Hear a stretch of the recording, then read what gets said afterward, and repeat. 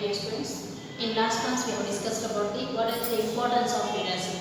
So leadership is nothing but the leader is a person who is going to commanding the employees or subordinates to get the work from the people. So this is the leadership, or what we can say as a leader. So here today we are going to discuss about what are the qualities of leadership. Leadership is not a simple task, because a person can call a leader when he is having the good quality, or he must be a responsible person. That person is called as a leader. So on that basis there are certain qualities related to leadership. So today I am going to study what are the qualities of leadership. To become a good leader, he should have some qualities which is to be handled in the organization. So on that basis we are going to study qualities of leadership.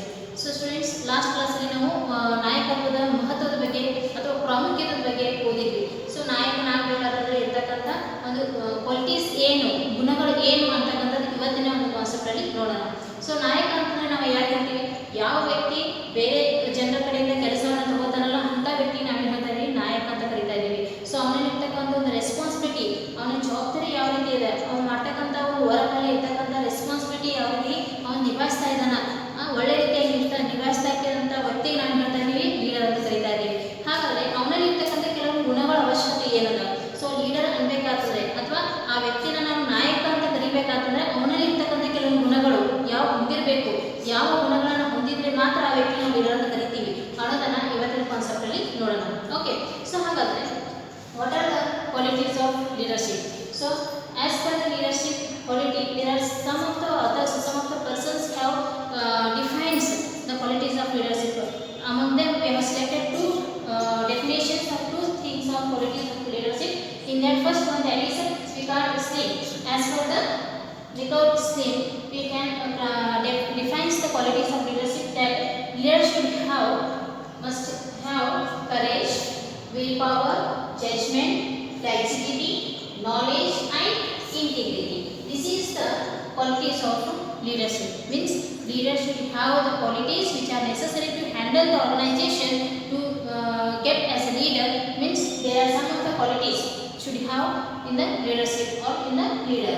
So first, he has the courage to lead the activity in the organization. He must have confidence.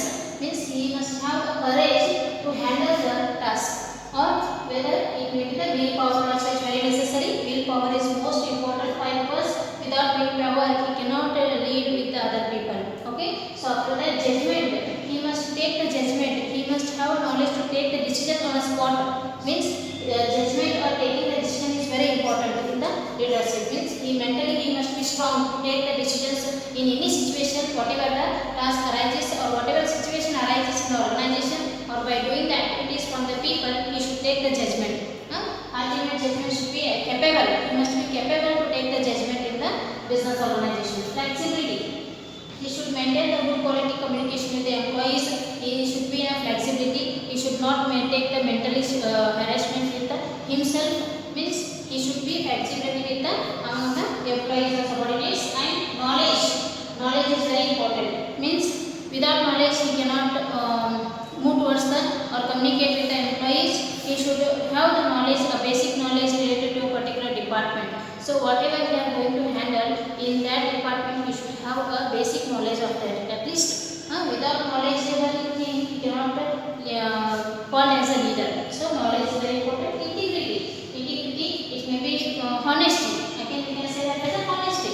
Means leader should have honesty. Means if he is having integrity, then only he can move towards the he can call as a leader. So this is one of the definition which is said by the Richard Slim. Means he says that a good quality of a leader can be called as a good leadership quality, that courage, willpower, judgment, flexibility, knowledge and integrity is most important, who we are going to call as a leadership quality.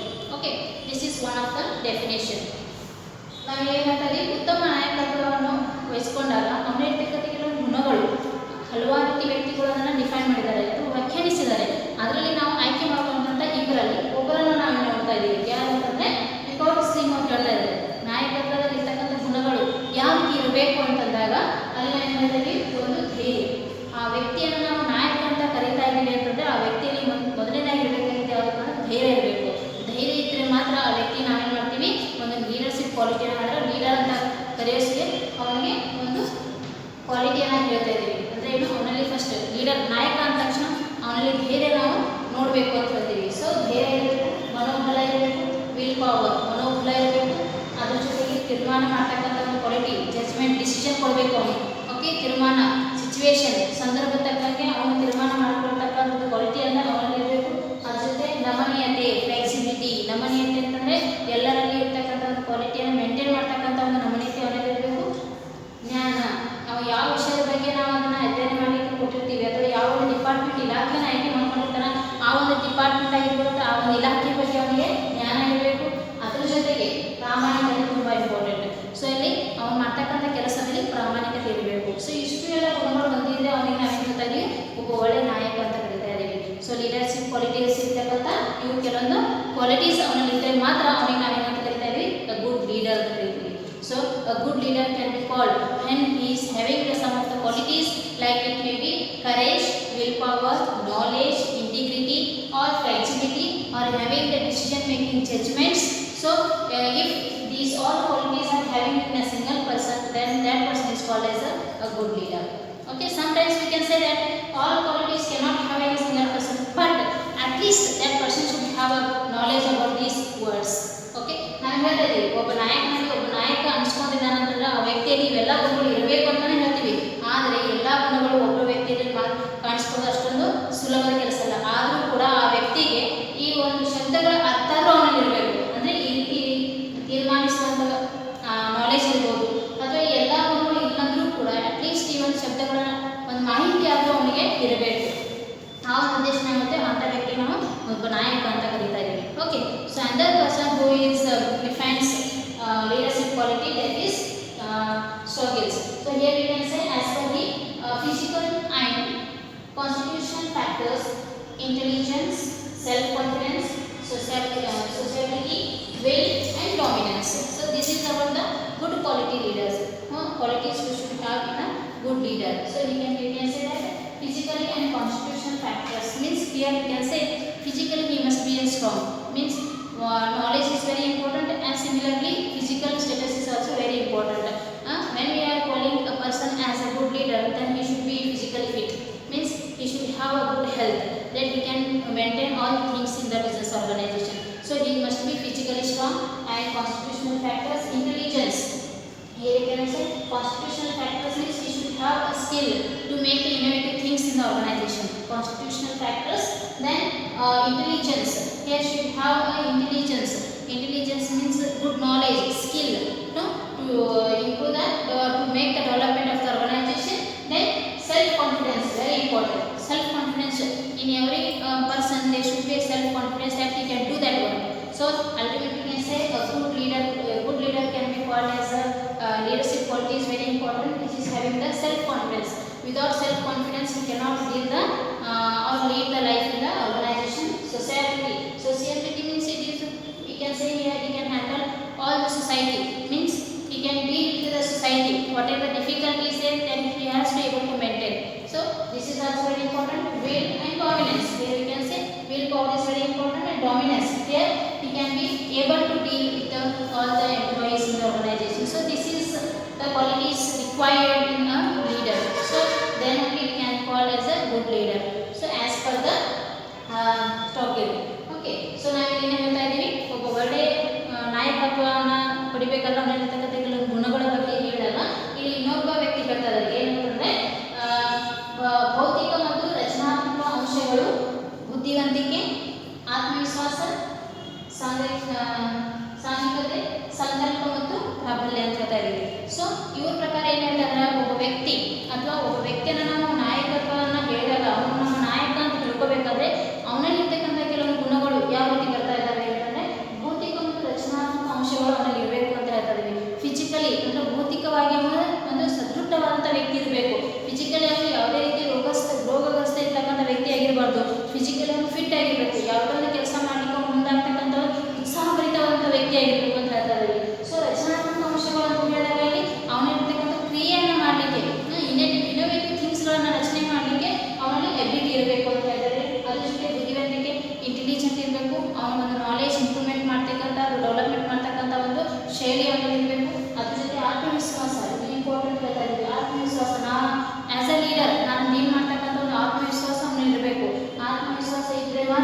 ವ್ಯಕ್ತಿಗೆ ನಾವು ಹೇಳ್ತೀವಿ ಅದು ಒಳ್ಳೆ ನಾಯಕ ಆಗಲಿಕ್ಕೆ ಆಯ್ಕೆ ಆಗಿದ್ದಾನೆ ಅಂತ. ಅದ್ರ ಜೊತೆ ಸಾಂಘಿಕ ಆಗಿರ್ಬೋದು, ಸೊಸೈಟಿ ಸಂಕಲ್ಪ ಮತ್ತು ಮಕ್ಕಳು.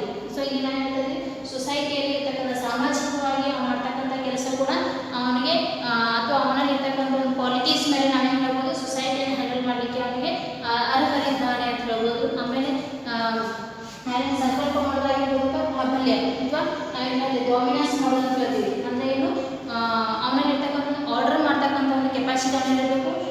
ಜನರನ್ನು ಅಥವಾ ಅಲ್ಲಿರ್ತಕ್ಕಂಥ ಎಂಪ್ಲಾಯೀಸ್ಗಳನ್ನು ಅವನು ಮನವರಿಕೆ ಮಾಡಿಕೊಂಡು ಮೋಟಿವೇಟ್ ಮಾಡಿ ಅವನತ್ತ ಸೆಳ್ತಕ್ಕಂಥ ಒಂದು ಅಂದರೆ ಏನು ಮೋಟಿವೇಟ್ ಮಾಡಿ ಅವರ ಕಡೆಯಿಂದ ಕೆಲಸನ ತಗೊಳ್ಳಿಕ್ಕಂತ ಅಥವಾ ಅವನಲ್ಲಿ ಅಭಿವೃದ್ಧಿ ಇರಬೇಕು ಅಂತ ಹೇಳ್ತಾರೆ. ಸೊ ಇದು ಅವನಿರ್ತಕ್ಕಂಥ ಕೆಲವೊಂದು ಗುಣಗಳು. ಇವೆಲ್ಲ ಗುಣಗಳು ಒಬ್ಬನಲ್ಲಿ ಇರ್ಲಿಕ್ಕೆ ಸಾಧ್ಯ ಅಂತ ನಾವು ಹೇಳಿಕ್ಕಾಗಲ್ಲ.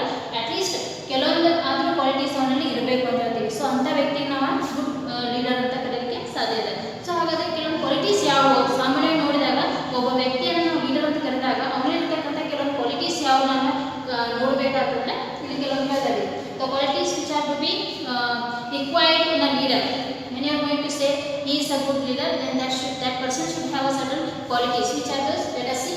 First one that is physical features. So first I am ಹೇಳ್ತಾರೆ physical features, ಭೌತಿಕ ಲಕ್ಷಣಗಳು. ಅವನಿರ್ತಕ್ಕಂಥ ಮೊದಲನೇ ಗುಣ ಯಾವಪ್ಪ ಅಂದ್ರೆ ಭೌತಿಕ ಲಕ್ಷಣಗಳು, physical features. It means what? Physically he should be in a perfect, that he can deal with everything, whatever in organization, whatever the activities are needed required in the organization, he should be capable to handle all the things in the organization. Physically he must be capable in the organization. This is the first quality of the good leader, physical feature. Then knowledge, ಜ್ಞಾನ ಇರಬೇಕು. ಮೊದಲನೇ ಹೇಳಿದ್ರೆ ಭೌತಿಕ ಲಕ್ಷಣಗಳು, ಅವನು ಭೌತಿಕವಾಗಿ ಎಲ್ಲ ರೀತಿ ಫಿಟ್ ಆಗಿದ್ದಾನ, ಯಾವುದೇ ಕೆಲಸ ಕೊಟ್ಟು ಕೂಡ ಅವ್ನು ಮಾಡಲಿಕ್ಕೆ ಕೆಪೇಬಲ್ ಅದಾನ ಅಂತಕ್ಕಂಥ ಒಂದು ಮೊದಲನೇ ಗುಣ ಇರಬೇಕು. ಎರಡನೇ ಹೇಳಿದ್ರೆ ಜ್ಞಾನ, knowledge is very important. A person should have a keen knowledge in all the tasks, whatever the departments are there, whatever the work he can assign in the organization, he should have a basic knowledge of all the information. ಇಲ್ಲಿ ನಾವು ಜ್ಞಾನ ಅಂತ ಹೇಳ್ತಾ ಇದ್ದೀವಿ. So ಇಲ್ಲಿ ಅವ್ನು ಯಾವುದೇ ಕೆಲಸ ಮಾಡಿದ್ರು ಕೂಡ ಅದರದೇ ಆದಂಥ ಕೆಲವೊಂದು ಇನ್ಫಾರ್ಮೇಷನ್ ಅವನಿಗೆ ಗೊತ್ತಿರಬೇಕು, ಅದ್ರ ಬಗ್ಗೆ ಅವನಿಗೆ ಜ್ಞಾನ ಇರಬೇಕು ಅಂತ ಹೇಳ್ತೀವಿ. ಅವ್ನು ಏನು ಮಾಡ್ತಾ ಇದ್ದಾನೆ ಅದ್ರ ಬಗ್ಗೆ ಅವನಿಗೆ ಜ್ಞಾನ ಇರಬೇಕು, ಅದು ಎರಡನೇ ಗುಣವಾಗಿದೆ. ನೆಕ್ಸ್ಟ್ ಇಂಟಿಗ್ರಿಟಿ, ಪ್ರಾಮಾಣಿಕೆ, honesty is very important in a good leader. So ನಾವು ಒಳ್ಳೆ ಒಬ್ಬ ನಾಯಕ ಅಂತ ಆಯ್ಕೆ ಮಾಡ್ಕೊಂಡಾಗ ಅವನಲ್ಲಿ ಪ್ರಾಮಾಣಿಕತೆ ಬಹಳ ಇಂಪಾರ್ಟೆಂಟ್ ಅಂತ ಹೇಳ್ತಾ ಇದ್ದೀವಿ. ಯಾಕಂತಂದರೆ ಅವ್ನು ಮಾಡ್ತಕ್ಕಂಥ ಕೆಲಸದಲ್ಲಿ ಪ್ರಾಮಾಣಿಕತೆ ಇತ್ತಂದರೆ ಮಾತ್ರ ನಾವು ಅವನನ್ನು ಲೀಡರ್ ಅಂತ ಕರಿತಾ ಇದ್ದೀವಿ. So integrity is very important because what ever the work he is doing in the organization, he should be honest. So when you are going to assign the task to the other people, he must be honest. So it should be not verified to one person to the other person. So it must be honest in a particular work. So this is also one of the quality which is required as in a good leader. So next, initiative. ಮುಂದೊಡಗುವಿಕೆ ಅಂತ ಹೇಳ್ತೀವಿ. Initiative means he should not depend on the others. He should be initiating every work. Means he has to do the work. Initially he should start the work without depending on the others. ಇಲ್ಲಿ ನಾವೇನು ಹೇಳ್ತಾ ಇದ್ದೀವಿ, ಒಬ್ಬ ಒಳ್ಳೆ ನಾಯಕ ಅಂತಕ್ಕಂಥ ವ್ಯಕ್ತಿ ಏನಿರಬೇಕಪ್ಪ ಅಂತಂದ್ರೆ ಒಂದು ಗುಣ, ಅವನೇ ಮುಂದಾಗಿ ಮಾಡ್ತಕ್ಕಂಥ ಕೆಲಸನ ನೋಡ್ಕೋಬೇಕು. ಇಲ್ಲ ಅಂತ ಇನ್ನೊಬ್ಬರ ಮೇಲೆ ಡಿಪೆಂಡ್ ಆಗಿ ಬೇರೆದವ್ರು ಮಾಡಲಿ ಅಂತಕ್ಕಂಥ ವೇಟ್ ಮಾಡ್ತಕ್ಕಂಥ ಒಂದು ಸಂದರ್ಭವನ್ನು ನೋಡಬಾರ್ದು. ಸೊ ಅವನೇ ಸ್ವತಃ ಏನು ಮಾಡಬೇಕಾಗತ್ತೆ, ಮುಂದಾಗಿ ಎಲ್ಲ ಕೆಲಸ ಕಾರ್ಯಗಳನ್ನು ಮಾಡಲಿಕ್ಕೆ ಮುಂದಾಗಬೇಕು ಅಂತ ಹೇಳ್ತೀವಿ. ಅಂತ ಕ್ವಾಲಿಟಿ ಅವನಿಗೆ ಇರಬೇಕು. Initiative quality is very important in the leader. It means what, leader should take initiation to start the work. So he must be take the responsibility in a starting stage. So first ಸ್ಟೇಜಿಗೆ ಅವನು ಏನು ಮಾಡಬೇಕು, ತಾನೇ ಮುಂದಾಗಿ ಎಲ್ಲ ಕೆಲಸಗಳನ್ನ ಮುಂದುವರ್ಸ್ಕೊಂಡು ಹೋಗಬೇಕು ಅಂತಕ್ಕಂಥ ಒಂದು ಮುಂದೊಡಗುವಿಕೆ ಗುಣವನ್ನು ಹೊಂದಿರಬೇಕು ಅಂತ ಪಾಯಿಂಟ್ನ ಹೇಳ್ತಾ ಇದ್ದೀವಿ. ಓಕೆ. ಸೊ ನೆಕ್ಸ್ಟ್ ಯಾವಾಗಾದ್ರೆ ಕಮ್ಯುನಿಕೇಷನ್ ಸ್ಕಿಲ್, ಇಲ್ಲಿ ಸಂವಹನ ಕೌಶಲ್ಯ ಅಂತ ಇದ್ದೀವಿ. Next quality of a leader, that he should have a good communication skill, that he can communicate with the employees, how to communicate with the employees, how to communicate with the top level management, how to communicate with the subordinates. That skill should have in a leader. Okay, then only we can able to deal with the members or employees in the organization. ಸಂವಹನ ಒಂದು ಕೌಶಲ್ಯ ಅವನಲ್ಲಿ ಇರಬೇಕು ಅಂತ ಹೇಳ್ತಾ ಇದ್ದೀವಿ. ಯಾಕಂದರೆ ಯಾರ ಜೊತೆ ನಾವು ಯಾವ ರೀತಿ ನಡ್ಕೋಬೇಕು ಅಂತಕ್ಕಂಥ ಒಂದು ಶೈಲಿ ಅವನಲ್ಲಿ ಗೊತ್ತಿರಬೇಕು. ಯಾಕಂತಂದರೆ ನಾವು ಟಾಪ್ ಲೆವೆಲ್ ಮ್ಯಾನೇಜ್ಮೆಂಟ್ ಅವ್ರ ಜೊತೆ ಯಾವ ರೀತಿ ಕಮ್ಯುನಿಕೇಷನ್ ಇಟ್ಕೋಬೇಕು, ಅಥವಾ ಸಬಾರ್ಡಿನೇಟ್ಸ್ ಜೊತೆ ಯಾವ ರೀತಿ ನಾವು ಕಮ್ಯುನಿಕೇಟ್ ಮಾಡಬೇಕು, ಯಾವ ರೀತಿ ಸಂವಹನ ಮಾಡಬೇಕು ಅಂತಕ್ಕಂಥ ಕೌಶಲ್ಯ ಅವನಲ್ಲಿ ಇರಬೇಕು. ಯಾರ ಜೊತೆ ಯಾವ ರೀತಿ ನಾವು ವರ್ಕನ್ನು ತಗೋಬೇಕಾಗತ್ತೆ, ಸೊ ಯಾರ ಜೊತೆ ನಾವು ಯಾವ ರೀತಿ ಮಾತಾಡಬೇಕು ಅಂತಕ್ಕಂಥ ಕೌಶಲ್ಯ ಅವನಲ್ಲಿ ಇರಬೇಕು. So our uddesha is communication skill is very important in the leadership quality. Okay, so next motivation skill, ಪ್ರೇರೇಪಣಾ ಕೌಶಲ್ಯ ಅಂತ ಹೇಳ್ತೀವಿ. Leader is nothing but a person who is going to take the work from the others. Okay, so when he is going to take the work from the others, he should have the capable that he should motivate the other people to get the work. So motivation ಮಾಡೋದು ಏನು, ಪ್ರೇರೇಪಣೆ ಮಾಡೋದು ಎದಕ್ಕೆ ಮಾಡ್ತೀವಿ, ಈ ವ್ಯಕ್ತಿಯಲ್ಲಿ ಈ quality ಯಾಕೆ ಇರಬೇಕು ಅಂತಂದರೆ, ಲೀಡರ್ ಆದಾಗ ಏನು ಕೆಲಸ ಇರುತ್ತೆ, ಎಂಪ್ಲಾಯೀಸ್ ಕಡೆಯಿಂದ ಅಥವಾ ಬೇರೆ ಜನರಿಂದ ಒಂದು ವರ್ಕನ್ನು ತಗೋಬೇಕಂತ ಕ್ವಾಲಿಟಿ ಅಂತ ಹೇಳ್ತಾ ಇದ್ದೀವಿ. ಸೊ ಅವಾಗ ನಾವೇನು ಮಾಡಬೇಕಾಗತ್ತೆ, ಅವನು ಮೋಟಿವೇಟ್ ಮಾಡಿ ಅವರಿಗೆ ಒಂದು ಮನವರಿಕೆ ಮಾಡಿಕೊಂಡು ಆ ಕೆಲಸಗಳನ್ನು ನಾವು ತಗೋಬೇಕಾಗುತ್ತೆ. ಸೊ ಆ ಒಂದು ಉದ್ದೇಶ ಏನು ಹೇಳ್ತಾ ಇದ್ದೀವಿ, ಮೋಟಿವೇಶನ್ ಸ್ಕಿಲ್ಲು ಕೂಡ ಅವನಲ್ಲಿ ಇರಬೇಕು ಅಂತ ಹೇಳ್ತೀವಿ, ಒಂದು ಕ್ವಾಲಿಟಿ. ಅದ್ರ ಜೊತೆಗೆ ಸೆಲ್ಫ್ ಕಾನ್ಫಿಡೆನ್ಸ್ ಹಾಗಾಗಿ ಹೇಳಿದ್ವಿ ನಾವು. ಸೊ ಇಷ್ಟೆಲ್ಲ ಮಾಡಬೇಕಾದ್ರೂ ಕೂಡ ಲೀಡರ್ ಆದವನಿಗೆ, ನಾಯಕ ಆದವನಿಗೆ ಏನಿರಬೇಕು, ಒಂದು ಸೆಲ್ಫ್ ಕಾನ್ಫಿಡೆನ್ಸ್ ಇರಬೇಕು, ಆತ್ಮವಿಶ್ವಾಸ ಇರಬೇಕು ಅಂತ ಹೇಳ್ತಾ ಇದ್ದೀವಿ. ಅವನಲ್ಲಿ ಆತ್ಮವಿಶ್ವಾಸ ಇದ್ದರೆ ಮಾತ್ರ ಏನಾಗುತ್ತೆ, ಬೇರೆ ಕಡೆ ನಾವು ಕೆಲಸ ತಗೊಳ್ಳಿಕ್ಕೆ ಸಹಾಯ ಆಗುತ್ತೆ. ಸೊ ನಾವು ಇನಿಷಿಯೇಷನ್ ತಗೊಂಡು ಮುಂದಾಗಿ ಕೆಲಸ ಮಾಡ್ತಕ್ಕಂಥ ವ್ಯಕ್ತಿಗೆ ಮೊದಲನೇದಾಗಿ ಏನಿರಬೇಕು ಅಂದರೆ ಆತ್ಮವಿಶ್ವಾಸ ಇರಬೇಕು. When a person is going to initiate in a work, that person should have self confidence before doing the work. So ಆ ಒಂದು ಕೆಲಸದಲ್ಲಿ ಸೆಲ್ಫ್ ಕಾನ್ಫಿಡೆನ್ಸ್ ಇದ್ದರೆ ಮಾತ್ರ ಏನಾಗುತ್ತೆ, ಕೆಲಸ ಸಕ್ಸಸ್ ಆಗುತ್ತೆ. So on that basis we can tell that self confidence is very important as a quality of a good leader. So next, decisive, that is a ನಿರ್ಣಯ ಕ್ಷಮತೆ ಅಂತ ಹೇಳ್ತಾರೆ. It means what, good quality leader should have to take the decisions or to take the judgment in a particular situations. In any situations he should be capable to take the decisions. ಇಲ್ಲಿ ನಾವೇನು ಹೇಳ್ತಾ ಇದ್ದೀವಿ, ಆ ಒಬ್ಬ ಒಳ್ಳೆ ನಾಯಕನಿಗೆ decision ಮಾಡ್ತಕ್ಕಂಥ ಒಂದು ಕೆಪಾಸಿಟಿ ಅನ್ನೋದು ಇರಬೇಕು ಅಂತ. ಅಂದರೆ ಏನು, ಯಾವ ಸಿಚುವೇಶನ್ ಬಂದರೂ ಕೂಡ ಅಲ್ಲಿ ಯಾವುದೇ ರೀತಿ ವಿಚಾರ ಮಾಡಲಾರ್ದೇ ಒಂದು ಸಡನ್ನಾಗಿ ತಗೋತಕ್ಕಂಥ ಜಜ್ಮೆಂಟ್ ಕೂಡ ಅವನಲ್ಲಿ ಆ ಕ್ವಾಲಿಟಿ ಇರಬೇಕು ಅಂತ ಹೇಳ್ತೀವಿ. ಸೊ ಡಿಸಿಷನ್ ಮಾಡ್ತಕ್ಕಂಥ ಒಂದು ಎಬಿಲಿಟಿ ಅವನಿಗೆ ಇರಬೇಕು, ನಿರ್ಣಯ ತಗೋತಕ್ಕಂಥ ಒಂದು ಎಬಿಲಿಟಿ ಅವನಿಗೆ ಇರಬೇಕು ಅಂತ ಹೇಳ್ತೀವಿ. So we can say it is also one of the quality of a good leader. Okay, ultimately that is a social skill. ಸಾಮಾಜಿಕ ಕೌಶಲ್ಯಗಳು means a good leader can be called as a good leadership quality is very important. Why? Because a leader can called as a good leader when he is observing the society's things, means he has a responsibility to handle with the society also. So he can deal with the society. So here we can say he should have a social skill also. So on this basis we can say these are the qualities which are required in a leader. One is physical feature, knowledge, integrity, means he should have an honesty, and then initiative, then communication skill, motivation skill, self confidence, decisiveness, and social skills. So these are the important qualities which are required as a leader, in a leader. Okay, so ಇಲ್ಲಿ ನಾವೇನು ಹೇಳ್ತಾ ಇದ್ದೀವಿ, ನಾಯಕತ್ವದ ಒಬ್ಬ ಒಳ್ಳೆ ನಾಯಕ ಆಗಲಿಕ್ಕೆ ಯಾವಾಗ ಸಾಧ್ಯತೆ ಇದೆ ಅಂದರೆ ಅವನಿಗೆ ಇವೆಲ್ಲ ಗುಣಗಳು ಇದ್ದರೆ ಮಾತ್ರ ಅವನನ್ನು ನಾವೇನು ಹೇಳ್ತಾ ಇದ್ದೀವಿ, ಒಳ್ಳೆ ನಾಯಕ ಅಂತ ಕರಿತಾ ಇದ್ದೀವಿ. ಸೊ ಅವಾಗ ಅವನಿರ್ತಕ್ಕಂಥ ಗುಣಗಳು ಯಾವ ಅವಶ್ಯಕತೆಗಳಿದಾವೆ, ಒಂದು ಭೌತಿಕ ಲಕ್ಷಣಗಳಾಗಿರ್ಬೋದು, ಪ್ರಾಮಾಣಿಕತೆ ಆಗಿರ್ಬೋದು, ಜ್ಞಾನ ಆಗಿರ್ಬೋದು, ಕಮ್ಯುನಿಕೇಷನ್ ಸ್ಕಿಲ್ ಅಂದರೆ ಸಂವಹನ ಕೌಶಲ್ಯ ಆಗಿರ್ಬೋದು, ಮುಂತೊಡಗುವಿಕೆ ಆಗಿರ್ಬೋದು, ಅಥವಾ ಪ್ರೇರಣಾ ಕೌಶಲ್ಯ ಆಗಿರ್ಬೋದು, ಆತ್ಮವಿಶ್ವಾಸ ಆಗಿರ್ಬೋದು, ಆಮೇಲೆ ನಿರ್ಣಯ ಕ್ಷಮತೆ ಮತ್ತು ಸಾಮಾಜಿಕ ಕೌಶಲ್ಯಗಳಾಗಿರ್ಬೋದು. ಈ ಎಲ್ಲ ಗುಣಗಳು ಇದ್ದರೆ ಮಾತ್ರ ಆ ವ್ಯಕ್ತಿಗೆ ನಾವು ಹೇಳ್ತಾ ಇದ್ದೀವಿ ಒಬ್ಬ ಒಳ್ಳೆ ನಾಯಕ ಅಂತ ಕರಿತಾ ಇದ್ದೀವಿ. ಆದರೆ ಈ ಎಲ್ಲ ಕ್ವಾಲಿಟೀಸು ಒಬ್ಬನಲ್ಲಿ ಇರಲಿಕ್ಕೆ ಸಾಧ್ಯ ಇಲ್ಲ. ಸೊ ಅಟ್ಲೀಸ್ಟ್ ನಾವೇನು ಹೇಳ್ತಾ ಇದ್ದೀವಿ ಅಂತಂದರೆ ಈ ಎಲ್ಲ ಕ್ವಾಲಿಟೀಸ್ ಇರಲೇ ಇದ್ದರೂ ಕೂಡ ಅವನಿಗೆ ಈ ಎಲ್ಲದರಲ್ಲಿ ಧ್ಯಾನ ಆದರೂ ಇರಬೇಕು. ಸೊ ಇಂತಿಂಥ ವರ್ಡಿಂಗ್ಸ್ ಈ ಒಂದು ಶಬ್ದಗಳು ಏನಿದ್ದಾವಲ್ಲ ಇದರ ಬಗ್ಗೆ ಅವನಿಗೆ ಜ್ಞಾನ ಇರಬೇಕು. ಈ ಎಲ್ಲ ಕೌಶಲ್ಯಗಳು, ಈ ಎಲ್ಲ ಗುಣಗಳು ಅವನಿಗೆ ಇಲ್ಲ ಅಂದರೂ ಕೂಡ ಅಟ್ಲೀಸ್ಟ್ ಆ ಒಂದು ಗುಣಗಳ ಬಗ್ಗೆ ಅವನಿಗೆ ಅರಿವು ಇರಬೇಕು ಅಂತ ಹೇಳ್ತೀವಿ. ಅಂದಾಗ ಮಾತ್ರ ಆ ವ್ಯಕ್ತಿಗೆ ನಾವು ಹೇಳ್ತಾ ಇದ್ದೀವಿ ಒಳ್ಳೆ ನಾಯಕ ಅಂತ ಕರಿತಾ ಇದ್ದೀವಿ. Leadership cannot have all the qualities in a single person, but at least you should know the knowledge about these things. So on that basis we can say he is a good leader. So this is about the qualities of a good leader. So today we have studied the in last class we have studied what is the meaning of leader, features of leader, and importance of leadership.